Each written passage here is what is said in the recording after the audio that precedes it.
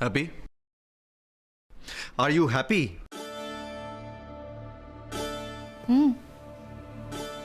খুশি হয়েছে। পুরোপুরি খুশি না হতে পারলেও খানিকটা খুশি আমি হয়েছি। কি বলতো, রোহিণী চৌধুরী আজকে যে অপরাধ করেছিল তার জন্য যতটা শাস্তি পাওয়া উচিত ছিল না, ততটা হয়তো শাস্তি পাইনি, কিন্তু বিচার তো হয়েছে, খানিক শাস্তিও হয়েছে। হ্যাঁ আমি জানি আমি তোমরা হয়তো এরপরে আরো উঁচু আদালতে যাবে, আরো উচ্চতর আদালতে যাবে, তার জন্য রোহিণী চৌধুরী হয়তো কটা দিনের জন্য বাইরেও আসতে পারে, কিন্তু তাও কটা দিন হলেও জেলে তো কাটাতে হবে। তবে জানো তো, আমার খারাপ লাগছে, তোমার বিবাহিত জীবনটা আজ নষ্ট হয়ে যাবে। But hope for the best. আশা করি তোমাদের আগামী দিনগুলো ভালো কাটবে। শুভকামনা রইল। তোমার শুভেচ্ছার জন্য অনেক অনেক ধন্যবাদ শবনম। দেখলেই তো, রোহিণীকে জেল কাস্টাডিতে নিয়ে যাওয়া হলো। তেমনই কথা। সেলিব্রেট করো। সেলিব্রেশন করব তো, কি বলতো, কদিন পরেই না আমার আর দেবদীপের বিয়ে। কলেজের অনেককে নেমন্তন্ন করব, তার সঙ্গে হসপিটালেরও লোকজনদের নেমন্তন্ন করব। আর তোমার সাথে তো আমার আলাপ দুই সূত্রেই, তোমাকেও ইনভাইট করব। কি দেবদীপ, ইনভাইট করবেন না যশোজিৎ বোসকে? হ্যাঁ, অফকোর্স। একসাথে কার্ড নিয়ে গিয়ে করবো। আসি তাহলে।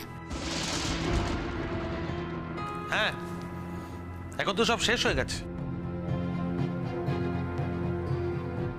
যা পাওয়ার ছিল সব কিছু পাওয়ার শেষ হয়ে গেছে। যশের কাছ থেকে তো সব এখন দেবদীপের উপর ভর করছে, তাই তো? দেখুন, she is my would be wife, আর আমার ওয়াইফকে অপমান করার অধিকার আপনার নেই, মানে কারণ নেই। আর আমরা যে জায়গায় দাঁড়িয়ে আছি সেখানে মানে এই ধরনের অভিযোগ, অপমান এটা করা যায় না। এখানে নারী সুরক্ষার একটা ব্যবস্থা আছে তো। Hope you understand. ফলে জাজ যে ভার্ডিক্টটা দিয়েছেন সেটা কিন্তু ভেবেচিন্তে দিয়েছেন, মানে উনি তো বোকা নন। আর দেখুন, কাইন্ডলি আপনিও নিজেকে খুব একটা চালাক ভাববেন না। I hope you understand. আসছি, চলো।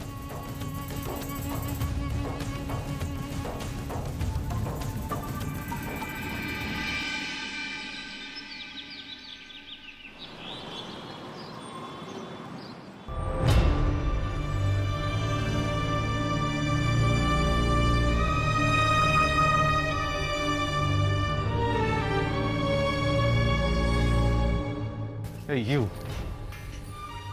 Liar, betrayer, একটা মেয়ের জীবন এইভাবে নষ্ট করে দিলে তুমি। শোনো, এটা না আমার কাজের জায়গা, এটা তেমন তোমারও কাজের জায়গা।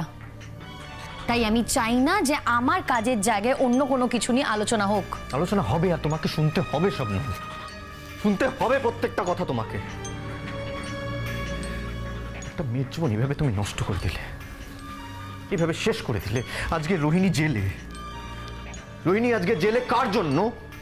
কার জন্য? Just for you. এখন এত বড় বড় কথা বলছো তুমি, নিজের স্বার্থের জন্য, নিজের সুবিধের জন্য তুমি রোহিণীকে জেলে পাঠিয়ে দিয়ে এখন মজা দেখছো, মজা দেখছো তুমি। এই যে আজকে ফাইট করতে পারছো তুমি, এরকম ফাইট করতে পারছো কার জন্য? আমার জন্য। একদম না, একদম তোমার জন্য নয়। শোনো, নিজের মধ্যে যদি ফাইট করার শক্তি না থাকে না, তাহলে কেউ কোনোদিনও ফাইট করতে পারে না। আচ্ছা শবনম, তুমি এটা কি করলে? একটা মেয়ের কেরিয়ার একদম নষ্ট করে দিলে। তুমি জানো না ওর বাবা মা একা? তোমার কোনো মানবিকতা বোধ নেই। আজকে তুমি দেবদীপের টাকায় কেস লড়ছো, আর টাকা দিয়ে যে সবকিছু কেনা যায় এটা আমরা সবাই জানি। মাইন্ড ইওর ল্যাঙ্গুয়েজ সূর্যদা, মাইন্ড ইওর ল্যাঙ্গুয়েজ।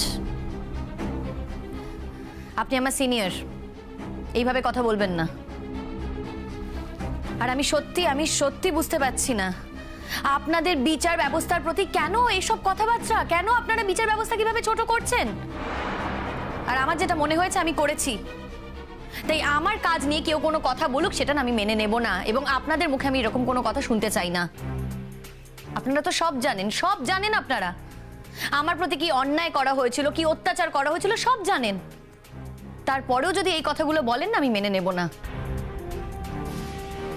আর হ্যাঁ, আজ আমার সত্যি মনে হচ্ছে, আপনাদের মুখে এই কথাগুলো শোনার পর আমার মনে হচ্ছে যে আমার অনেক আগেই এই কাজটা করা উচিত ছিল, সেটা আমি করিনি এবং আমি ভুল করেছি। Shut up. You shut up. লজ্জা করে না তোমার? একদিন আমার পেছনে তুমি ছুটে এসেছিলে, আমাকে বিয়ের মতো একটা ব্যাপারে রাজি করিয়েছিলে। সেদিন কোথায় ছিল তোমার রোহিণী চৌধুরীর প্রতি প্রেম? হ্যাঁ, আজ তোমার রোহিণী চৌধুরীর প্রতি প্রেম জেগেছে, খুব ভালো ব্যাপার, খুব ভালো কথা। কিন্তু কি বলতো, একজন খুনিকে তো তার শাস্তি পেতেই হবে। খবরদার বলছি। কাকে খুনি বলছো তুমি? কেউ তোমাকে খুন করার চেষ্টা করেনি শবনম। পুরোটাই মিথ্যে কথা বানিয়ে বলছো তুমি। রোহিণীকে তুমি ফাঁসিয়ে দিয়েছো। এই শোনো, আদালত আছে, বিচার ব্যবস্থা আছে, তারা বুঝেছে তাই তাকে যোগ্য শাস্তি দিয়েছে। আর আমার এত ক্ষমতা নেই, আমার এত ক্ষমতা নেই যে আমি সবাইকে আমার দিকে মোটিভেট করে ফেলবো। হ্যাঁ, তোমার এটা মানতে অসুবিধা হচ্ছে, তোমার সত্যিটা মানতে অসুবিধা হওয়ারই কথা। কেন বলো তো, তোমার না মেরুদণ্ড বলে কিচ্ছু নেই। তুমি বেসিক্যালি কি বলো তো, যেই ডালে থাকো না সেই ডালের মতো করেই চলো। আর আজ যে ফাইটটা তুমি করছো, সেই ফাইটটা একদিন তুমি আমার জন্যও করেছিলে, কিন্তু আজ এই জায়গায় দাঁড়িয়ে আমার মনে হচ্ছে যে তুমি স্বার্থপর। তোমার মতো স্বার্থপর ছেলে দুটো হয় না। আমিও তোমার জন্য অনেক করেছি যশ, অনেক করেছি আমি তোমার জন্য, কিন্তু সেই নিয়ে আমি কথা বলতে চাই না, কারণ আমি যেটা করেছি না অন্তর থেকে করেছি। হ্যাঁ, তুমি কিচ্ছু করনি শবনম, কিচ্ছু করনি। তুমি আমার থেকে সব সুযোগ সুবিধে নেওয়ার জন্য তখন ভালো মানুষই দেখিয়েছিলে তুমি। আমার আর রোহিণীর সম্পর্কে যে ফাটলটা ধরেছিল সেটা কার জন্য? Just for you Shabnam. আমি বোকা ছিলাম, আই ওয়াজ সো স্টুপিড। বুঝতেই পারিনি যে পুরোটাই ছিল তোমার কৌশল। রোহিণী চৌধুরী নিজের প্রেগন্যান্সি নিয়ে মিথ্যে কথা বলেছিল, সেটা কি মনে আছে তোমার? আমি না ওটা নিয়ে কথা বলতে চাই না, তার কারণ ওটা আমাদের ব্যাপার। না, সেটা নিয়ে তোমার কথা বলতেই হবে যশ, কারণ সেই সময় দাঁড়িয়ে না তুমি আমার কাছে এসে আক্ষেপ করেছিলে এবং তুমি বলেছিলে যে রোহিণী চৌধুরী থেকে সরে দাঁড়ানোর ওটাই তোমার কাছে একটা বড় রিজন। তাই আজকে যদি তুমি আমাকে এই ব্যাপার নিয়ে অ্যাকিউজ করো না, আমি মেনে নেব না। তুমি একজন ডাক্তার যশ, তুমি একজন ডাক্তার হয়ে বুঝতে পারোনি যে রোহিণী চৌধুরী তার প্রেগন্যান্সি নিয়ে মিথ্যে কথা বলেছে। তুমি বুঝতে পারোনি সেটা সব ভুলে গেলে। তুমি কি করে ভুলে গেলে যশ?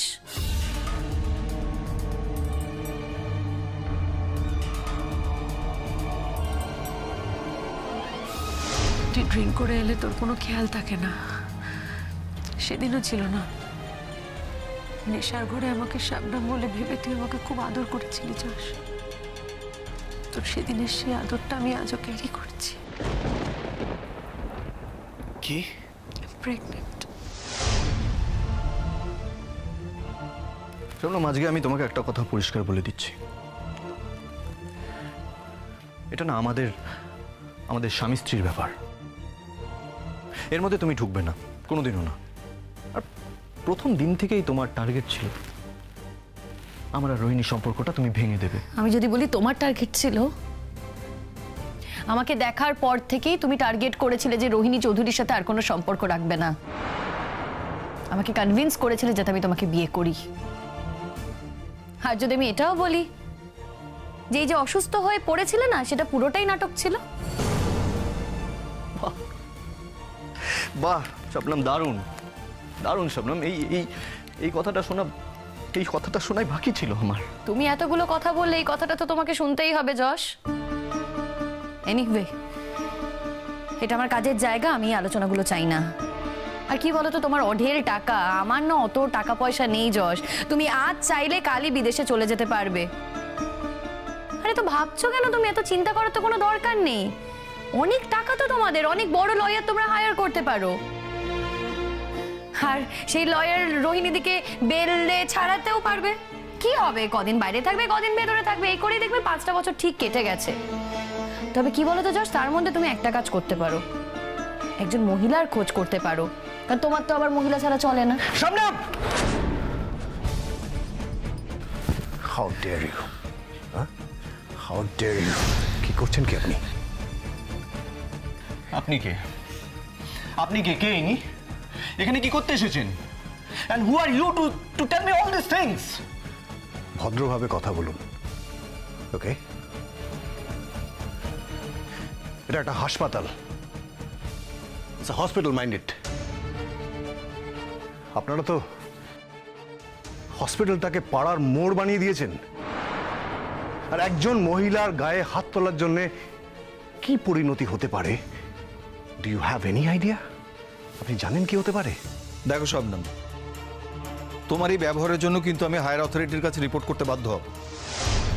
আর তোমাকে যাতে স্যাক করা হয় সে ব্যাপারে আমি অ্যাসিওর করব। আপনাকে তো সেটা করতেই হবে। আপনি আবার রোহিণী চৌধুরী আর যশ বোসের পোলে আছেন না, আপনাকে তো একটা না একটা সাইড ধরতেই হবে।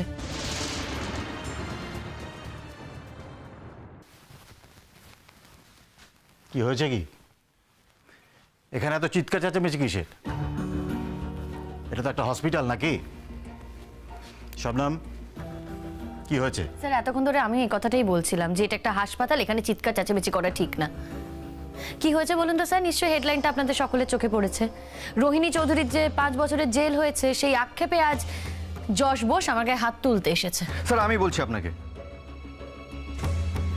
আমি আপনাকে পুরো বিষয়টা খুলে বলছি স্যার। আমাদের মধ্যে কথা হচ্ছিল, আমাদের নিজেদের কথা হচ্ছিল, হঠাৎ করে উনি উনি উনি ঢুকে এসেছেন আমাদের মাঝখানে। উনি কে স্যার? আর তাছাড়া এটা আমাদের হসপিটাল, আমাদের হসপিটালে একজন আউটসাইডার হয়ে কি করে উনি ঢুকতে পারেন? কি করে? আমি বলছি স্যার, কেউ যদি আমার উড বি ওয়াইফকে অপমান করার চেষ্টা করে, সে যে জায়গাতেই হোক, সেখানে তো আমি ঢুকতে বাধ্য হবই। হ্যাঁ, আর সে যদি বলে যে আমাদের নিজেদের মধ্যে কথা হচ্ছিল, সেটা বলে কিন্তু পার পাওয়া যাবে না। আমি এখান থেকে শবনমকে নিয়ে পুলিশ স্টেশনে যাব, গিয়ে বলবো যে এইরকম একটা জায়গাতে একটা মহিলার উপরে কিরকম অশ্লীল আচরণ করা হচ্ছে, কিভাবে একটা মহিলাকে অপমান করা হচ্ছে।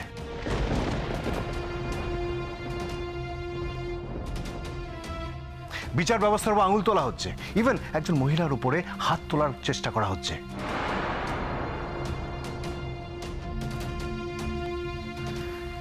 স্যার, আমি অপরাজিতাকে ড্রপ করে চলে যাওয়ার কথা ছিল, কিন্তু আমি যাইনি। কেন জানেন? কারণ আমার একটা আশঙ্কা ছিল, আমি একটা অনুমান করতে পেরেছিলাম যে হয়তো ভেতরে একটা ফ্লেয়ার আপ হবে। আমি বাইরে অপেক্ষা করছিলাম, যেটা অপরাজিতা জানতো না।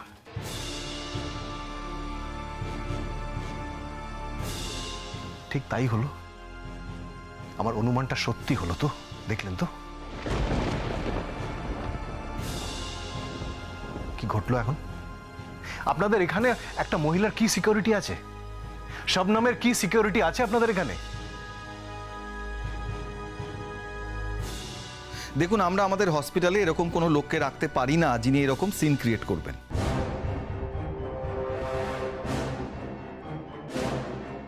এটা একটা হসপিটাল, এখানে সাধারণ মানুষ আসেন চিকিৎসা করানোর জন্য। তারা যদি এখানে এসে ডাক্তারদের এই রূপ দেখেন, তাহলে তো আমাদের হসপিটালের রেপুটেশন খারাপ হয়ে যাবে। কি বলুন তো সূর্যদা, যে হাসপাতালে আপনার মতো ডাক্তার আছে, সেই হাসপাতালের না রেপুটেশন কোনদিনও ভালো থাকতে পারে না।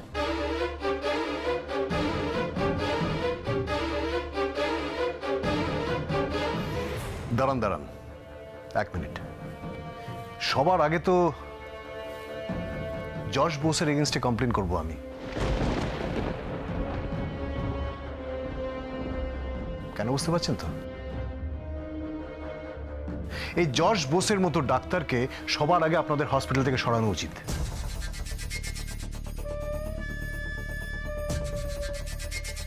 যে একজন মহিলার উপরে হাত তোলে। ঠিক কথা।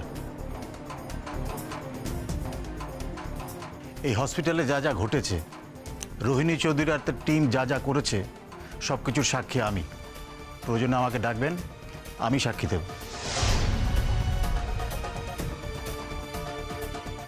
স্যার, দেখো শবনম, জীবনে ভালো কাজ করে পুণ্যার্জন করার সুযোগ পেলে সেই সুযোগ নেব না, তা তো হতে পারে না। আমি তোমার পাশে থাকব। স্যার আপনি? হ্যাঁ যশ, তোমাদের ঘটনাটা আমি অনেকদিন ধরেই জানি, কলেজ লাইফ থেকেই জানি। আমার কাছে এমন অনেক নজির রয়েছে, এমন অনেক অভিজ্ঞতা রয়েছে, সেগুলো আমি যদি শেয়ার করি তা দিয়ে একটা নতুন কেস তৈরি হয়ে যাবে। কিন্তু আমি আমার কোনো ছাত্রছাত্রীদের সম্পর্কে এই ধরনের কাজে প্রবৃত্ত হব না। কিন্তু তার মানে এটা নয় যে আমার সামনে দাঁড়িয়ে আমার কলেজের বেস্ট স্টুডেন্ট, এখানকার বেস্ট ডাক্তার, তার প্রতি ইল ট্রিটমেন্ট করা হবে আর আমি সেটা স্পেয়ার করব। Not at all. দেখুন স্যার, আপনি এই হসপিটালের একজন কনসালটেন্ট ডক্টর, আপনি রেগুলার এখানে আসেন না, তো এই হসপিটালের রেগুলার প্রবলেম নিয়ে আপনি... সূর্য, আই নো এভরিথিং। আমাকে কিচ্ছু বলতে এসো না, সমস্তটা আমার জানা রয়েছে। আর বিশেষ করে এই ব্যাপারে তোমার কাছ থেকে আমি কিছু শুনতে চাই না, নট এ সিঙ্গেল ওয়ার্ড। অপরাজিতা, আমি তোমার জন্য বাইরে অপেক্ষা করছি। তুমি তোমার কাজ সেরে নাও, ফিনিশ ইউর ওয়ার্ক।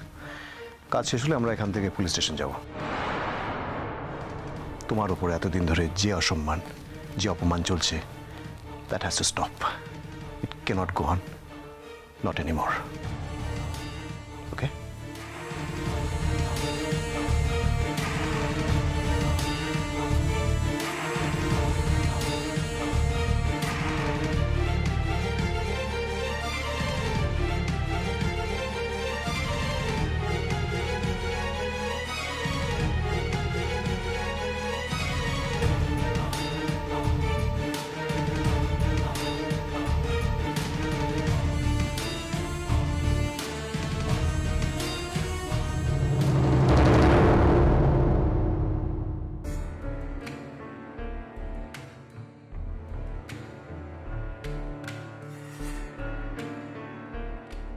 তোমার চা।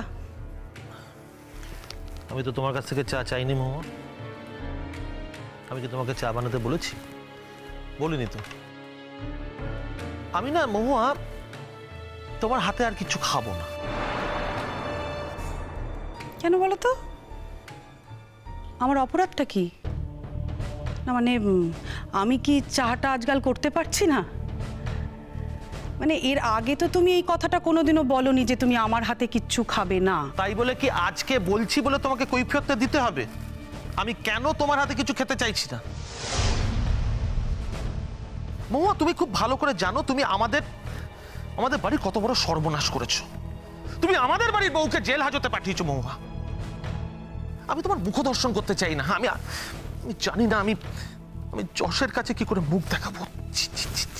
বাবা, আমার এত ক্ষমতা! কি ভাবো, আমি কিন্তু এটা একদম জানতাম না। না মানে সত্যি বলছি, যদি তাই হতো না তাহলে তো আমি এই বাড়ির আরো কাউকেও জেলে ঢোকাতে পারতাম। সেটা তো পারিনি।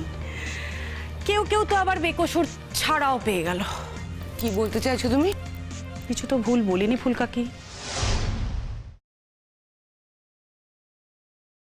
হ্যাঁ বলুন তো কি হলো, আবার কি কমপ্লিকেশন হলো? আপনাদের তো রায় পড়লাম, কাগজে লেখা বেরিয়েছে, আপনাদের তো মীমাংসা হয়ে গেছে। রোহিণী চৌধুরী 5 বছরের পানিশমেন্ট পেয়েছেন। হ্যাঁ, মানে এটাতে তো আপনার কিছু করার ছিল না। আপনারা চার্জশিট ফাইল করে কোর্টে পাঠিয়েছেন, কোর্ট যা করার সেটা করেছে। আমরা আজকে একটা অন্য ব্যাপারে কমপ্লেন করতে এসেছি। আবার কি হলো? অপরাজিতা, তুমি বলবে? আচ্ছা আমি বলছি।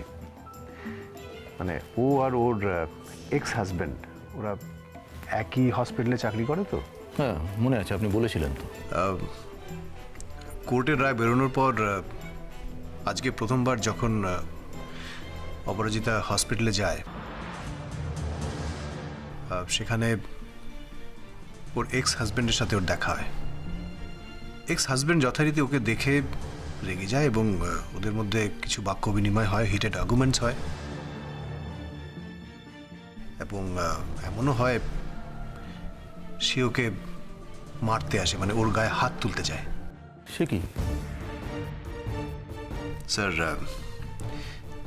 এটা একটা সিরিয়াস ইস্যু, মানে it cannot go on like this. এতে ওর নিরাপত্তার ব্যাপার আছে। কোনোদিন যদি ও মুখের কথায় না শেষ করে সত্যি গায়ে হাত তুলে দেয়, কোনোদিন যদি কোনো বড় ক্ষতি করতে চায় বা যদি সেরকম কোনো বড় ক্ষতি করে ফেলে, সেটা প্রিভেন্ট করার জন্যই, মানে সেটা যাতে না হয় সেই জন্যই আপনার কাছে এসেছি, থানায় এসেছি।